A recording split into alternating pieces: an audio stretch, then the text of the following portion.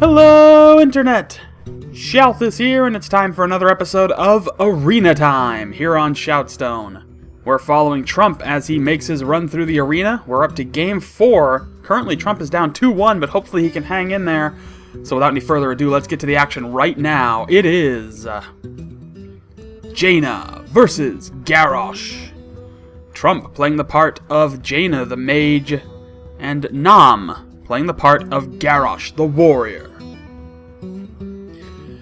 So, just in case you find folks haven't had an opportunity, you should watch Trump stream live. You can do so at twitch.tv/TrumpSC. As you can see on the right side of the screen, you can also find him on Twitter at TrumpSC and on YouTube at youtube.com/TrumpSC. There's a theme there. I know it's subtle, but it's really there. Anyway, so hopefully you've all had a chance to check out the tournament video. We're still needing more signups. I've only had 3 signups as of the last time I checked, and we need 16 by February 11th. Else, I don't know. Maybe I'll have to turn to Reddit, see if there's anybody on Reddit who's interested in it. Maybe if I think of a prize, people will be a little more inclined to sign up. I'll figure something out. But anyway. Hopefully also, you're all playing, because open beta, the game's in open beta now, in case you didn't know, but pretty much all over the world now, every region, you can play Hearthstone for free right now, regardless of who you are.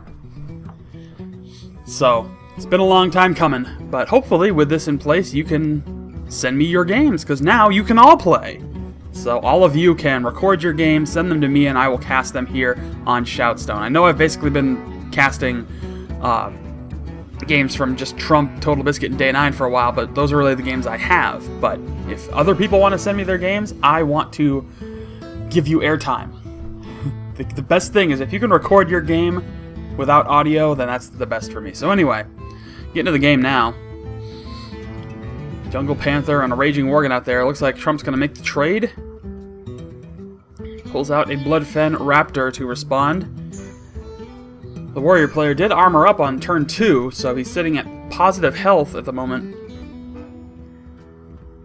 A little slow going at first. Of course, you know, typical early game startup. Just setting the agenda, figuring out what you want to do.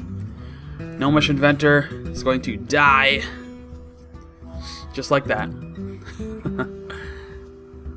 This is a pre-recent patch game, mind you. All of the games that I'll be casting lately will be pre-current patch, but post-major patch, so whatever. Anyway. Silverhand Knight. He's out and dead. And he's not going to make the minion trade. He is going to bring out a Frost Elemental. Moves a water elemental. One of the two. Whatever. It's another elemental. I don't know. I think it's a water elemental. I'm sorry. A lot of these cards look very similar, play very differently, but they look very similar and have very similar names, which makes my life difficult. All right, Dread Corsair coming out. Possibly a little earlier than he wanted to. Usually any kind of cards that take advantage of weapons. Like, pirate cards are really good in warrior decks because they're usually weapon heavy anyway, so they can take advantage of the extra effects of having a weapon. But in comes a Fairy Dragon. And Trump's going to pull out an Argent Commander, use that to take out the big guy. Sorry, I'm just kind of keeping an eye on what's going on here, so I really wish that card swap bug wasn't so prevalent. It can be such a big pain to really have that happen. But in any event, field is clear. Trump's still looking really good right now. Acolyte of Pain coming out. Trump's goal is going to be to take that minion out in one shot. Another armor up, so the warrior player is back into positive health. And looks like he's actually going to take out the Leopard Gnome instead. Eat a couple points of damage, which is still fine. I mean, he was sitting on max damage anyway, so it really doesn't matter. And he's going to play that Stampeding Coda, which will take out the Acolyte of Pain. because it didn't actually inflict damage, he does not get the card draw. So that's probably the most optimal way you can take out the Acolyte of Pain, is by triggering an effect that just kills it outright. Because the Stampeding Kodo doesn't deal any damage, it just kills the minion. So it doesn't trigger the effect of the Acolyte of Pain. So, skilled move there. Right now, Trump's hand looking pretty good. A lot of spells, though. But we'll have to see how he wants to respond. He does have those 2 polymorphs, which is nice, depending on what his opponent wants to throw out there. So he has a good way to respond to any really major threats. Alright, Corcoran Elite and an Ogre Magi out on the field. He will make the trade. Again, cards are swapping all over the place. Fortunately, it's not affecting anything for Trump at the moment. But you can imagine how it is when you have cards out there that do take advantage of the actual position of other cards. Alright, so he puts Mirror Entity into play for his secret. Strikes in with that Water Elemental. Gets a Mana Addict into play. And uses the Kodo to clear the field once again. So, things are still looking very good for Trump at this point. I think he's going to make it out of the loss bracket. Get another win, which is always nice. Go up to 3-1. I think that's what we're going to get here. Obviously, it's very early, so I certainly can't say that with definitive intent, I guess. It's not really the word I guess I meant to use, so I tried to salvage it, and it came out awkward. Hooray! Yay for awkwardness. Anyway, so yeah, our Warrior player sitting at 9-9 right now, so we're nearing the late game point. Here comes the Warsong Commander, who will allow some minions to get some charge. Boulder Fist Ogre going to quickly take it out, though. I think he doesn't want Trump to have that extra ability.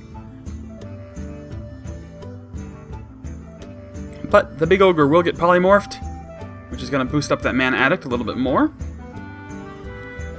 Could use to take out that Warsong Commander, and he does. Pings out the sheep. Remember what I said in earlier games, never let that sheep survive. And a huge round of damage coming in for the hero. So,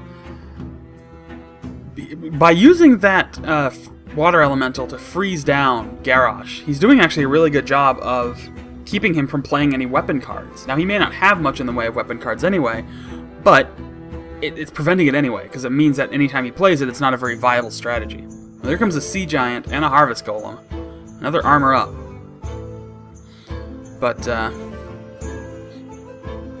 Arcane Golem coming out. And this is really going to be at GG right here. So, as everything kind of just sort of plays. It's a little slow. Trump has set his cue, but here comes the end of the game in convincing fashion. And that's it. So a little bit of drama there as the game tried to catch up with how fast Trump was. But there you have it. Another win for Trump. He goes up to 3-1 in this arena run so far. Still a long road ahead. 9 wins to go to get to Grandmaster. Hopefully he can do it, but we'll find out.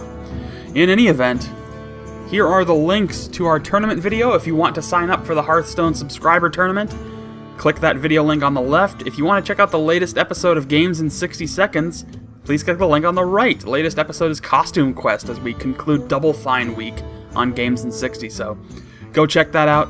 But in any event, thank you all so much for watching. Hopefully if you enjoyed this video, you would like it, subscribe to the channel. Find me on Facebook and Twitter, links are in the description, and I'll see you all next time.